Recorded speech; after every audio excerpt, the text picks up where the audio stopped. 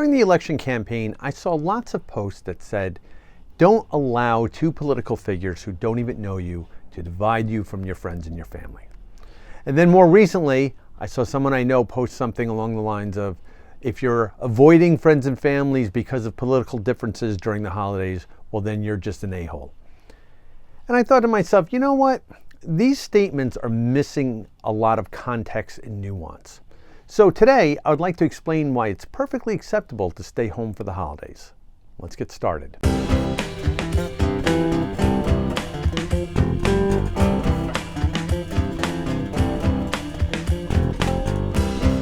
I'm going to preface this whole discussion with a simple statement.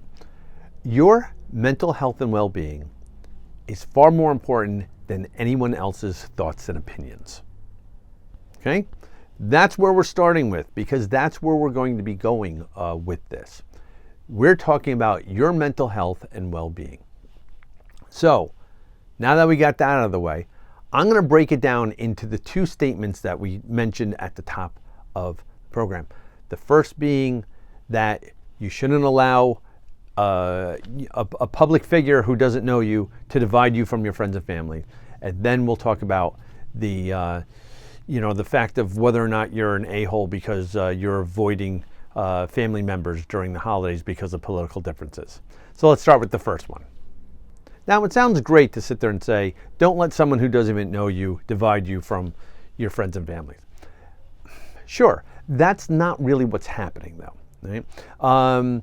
In this last U.S. election, presidential election, we had technically four candidates. You know, we had Joe Biden in the beginning, then Kamala Harris, then RFK Jr., and Donald Trump. And I've never met any of those people. Right? I don't know what they're like in private. I don't know what their personalities are, besides what they present in public, their public persona. Right? They are running for office. So they're putting out, a certain image of themselves that they think is going to appeal to people. I don't know them, though. So that's never going to divide me from somebody else, right? I don't care. You didn't like Kamala Harris's laugh? Whatever. It doesn't impact me at all. You think Donald Trump's hair is weird? Whatever. So that's not really what's going to divide you. What's going to start dividing you is when we start looking at the ideology and the beliefs of the individual candidates that are running. These political figures have things that that are important to them, right? Ways of thinking that are important to them. And what happens is, once you get into office, you can start enacting policies and laws that will impact many people, right? We're a very large country with millions of people. So this is where the problem comes in. It's not so much of whether or not I like Donald Trump or I like Kamala Harris or I like RFK Jr. It's, do I like what they stand for and the policies and the laws that they will put into place once they get into office? Now, if I disagree with their ideology and you agree with their ideology, well, that means that you and I are not on the same page. Right? It has nothing to do with the candidate at that point. It has to do with the fact that we don't agree on, a topic that is important to us. And that could be anything. It could be immigration. It could be the economy. It could be women's reproductive rights. It could be the environment. All like these different things.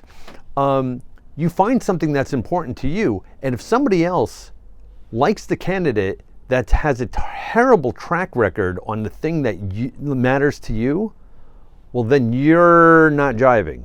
And this is where the problem comes up. So this is why I think a lot of times, we can sit there and say these great blanket statements, don't let someone divide you that you don't even know. But we really need to look at the context of it and the nuance of it. So that's really the biggest problem with that statement. So let's look at the next one. So this one I loved because I very rarely ever comment on people's posts on social media, when it comes to, particularly political things.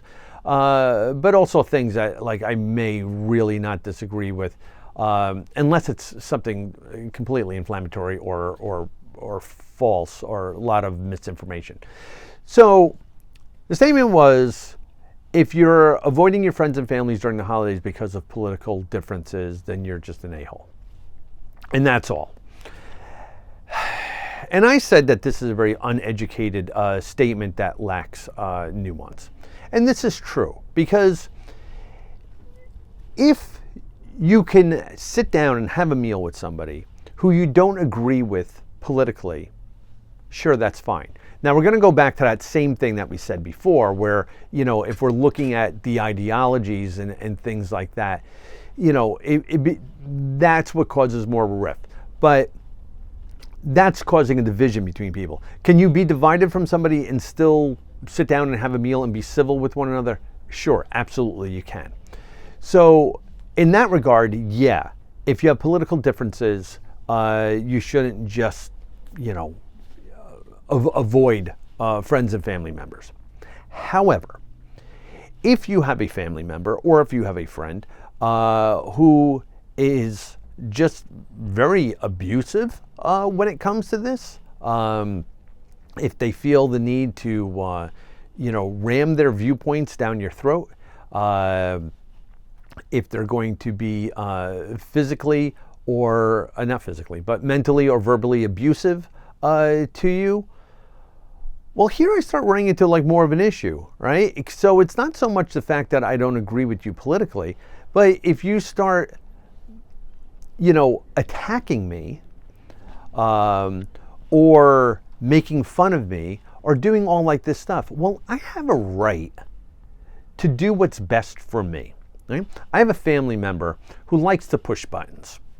We all know this, right? You know, they do it all the time. So it kind of becomes a problem, though, because they don't know how to reel it back in. This is what they want to do. There might be, you know, 4 of us at a table, including him. 3/4 of the table don't want to talk about what they want to talk about, but they will try to force the issue. Now, I have studied active listening and crisis communications and nonviolent communications. I'm usually pretty good about diffusing a conversation that's going awry. However, if you have someone who's just going to, you know, run roughshod over the top of everybody, you have an absolute right not to be there. You have the right to excuse yourself from that scenario in that situation. And that's really what we're talking about this. This is what the context and nuance is with all of this stuff. So we're going to go back and say the same thing that I said in the beginning. Your mental health and well-being is more important than anyone else's thoughts and opinions, right? So if you have somebody that you know during Thanksgiving is just going to be verbally abusive, or has to kind of keep, you know, digging in the fact that their candidate won, when it's a problem for you, right? Like if you have a candidate whose like track record on women's reproductive rights is terrible, and that's an important topic to you, then they need to be respectful of that, right? Now, if it's not important to them and then they're just going to be a jerk about it, well, you know, now they're the a-hole. It's not you if you decide to remove yourself from that situation. Okay, you always need to make sure that you're doing what's best for you.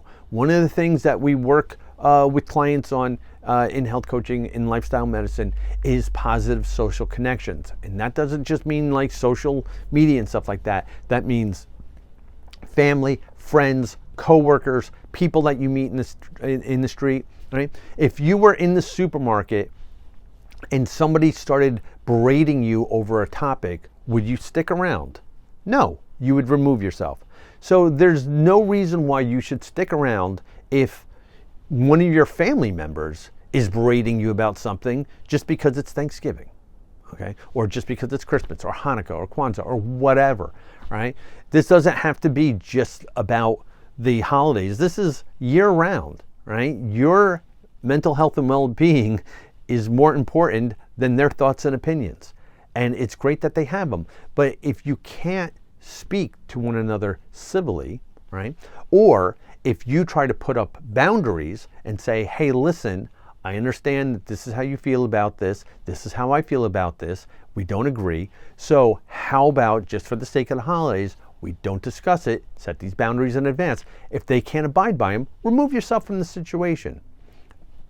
That's what you should always do. You should always do what's best for you and make sure that your mental health and well-being is being taken care of. So with that, I hope this helps you out.